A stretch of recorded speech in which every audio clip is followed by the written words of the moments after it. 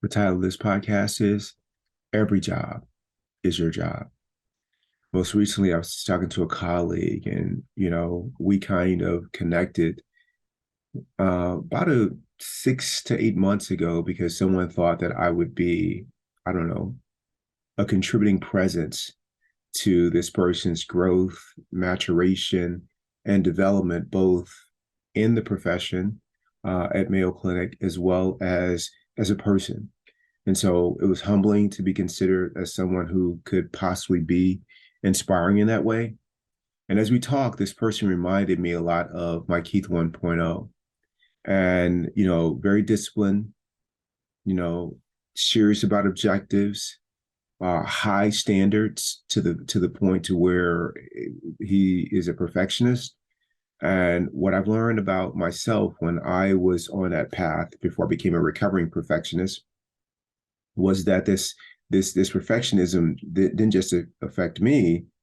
I also, placed it upon others that they had to be perfect too, without having one conversation with them and reaching an agreement that they were going to be on the same uh, destructive path that I was. And there's a distinction between having high standards for yourself and being a perfectionist. One brings a lot of suffering. The other doesn't necessarily have to if you are mindful about the thin line between high standards and perfectionism. And with a practice, you can help, not cross the other side to where you experience a lot of suffering. And so then I'm watching this person who is, 20 years younger than me go through, I'm like, hey, there's a different approach with this. And one of the things that he's struggling with is at work, he has rules for himself and rules for everybody else. And it's the same rules. And I told him that I live that and there's a different way. And my way now is I have rules for Keith, but I don't have any rules for the rest of the world. Now we can have agreements that we all agree upon. And I think that's important for organizations and collaboration. But beyond that, if people still break commitments, then my job is to work on accepting. My job is to work on being okay with that and still being effective, because there's a high likelihood of that I'm going to cross paths with somebody else in my future who does the same thing. And I don't want to be bothered every time I meet somebody who has a different definition or commitment toward agreements that we make.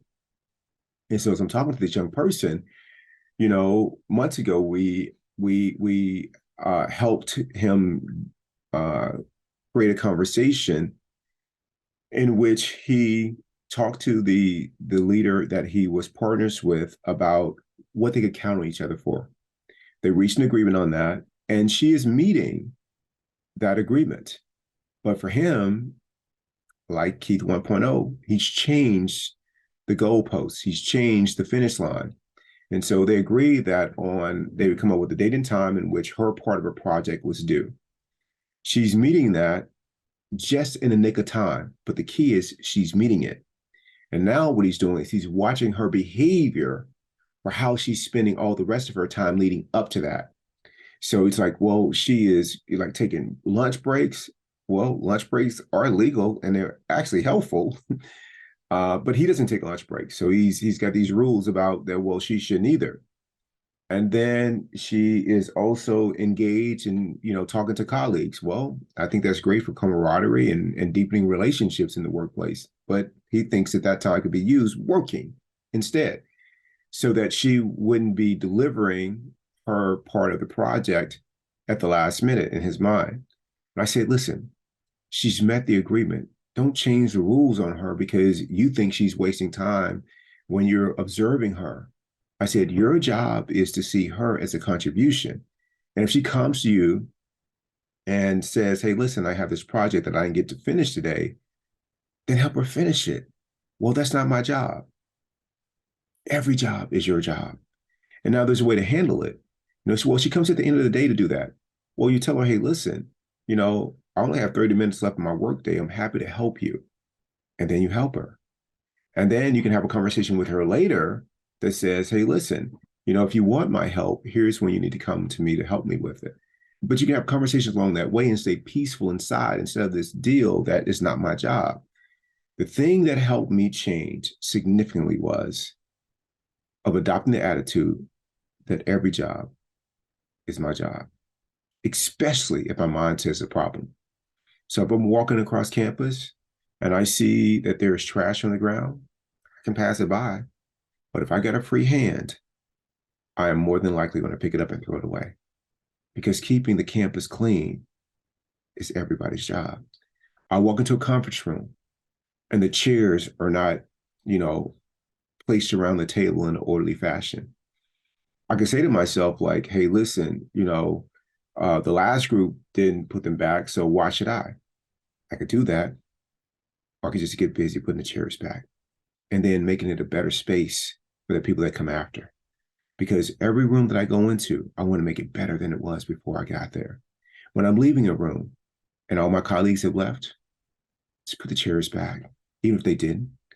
Don't tell them that they have to do it or they should have done it. Don't do any of that. And don't look for anybody to watch you doing it or tell them that you did it. Like, because every job is your job. In my community, saying hello to everyone. I don't have to, but why not? Being a friend, being a neighbor, being kind to people, whether they voted the same way that you did, have the same political leanings that you do or not, not important. I've made an unconditional commitment to be loving and kind, to sprinkle kindness everywhere I go.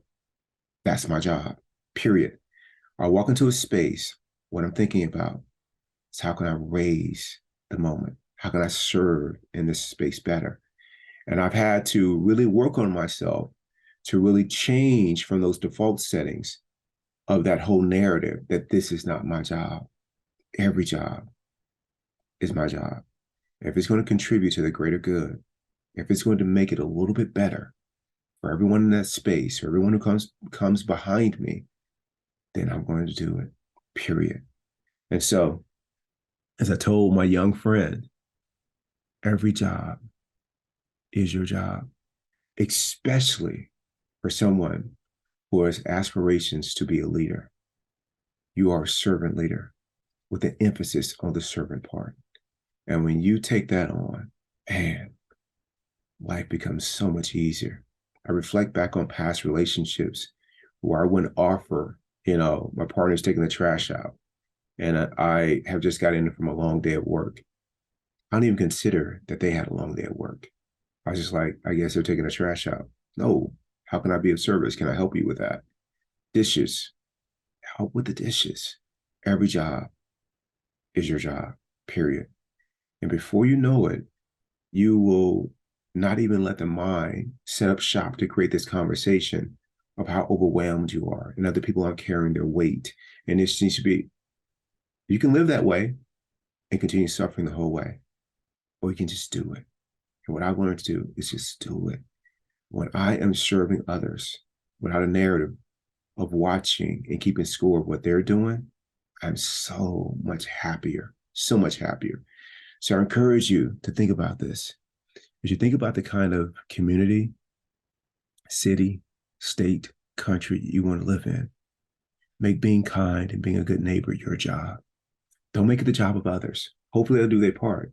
But if they don't, that's cool. In the workplace, like, it's not up to certain people to sprinkle kindness and bring, infuse joy and support well-being. Make it your job.